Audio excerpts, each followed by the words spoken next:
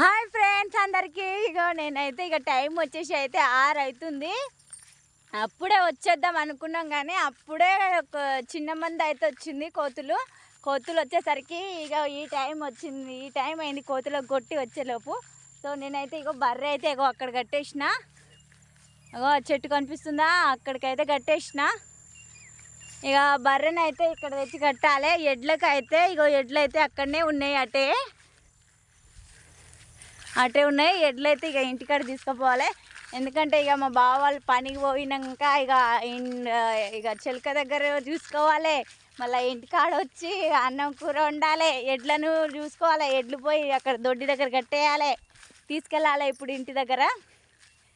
So bye friends అందరికీ. Please like చేసి అయితే సబ్స్క్రైబ్ చేసుకోండి, సపోర్ట్ చేయండి.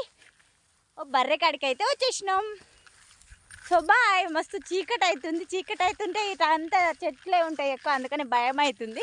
ఎందుకంటే తొందరగా నడుచుకుంటూ పోతాను. సో బాయ్ అందరికీ.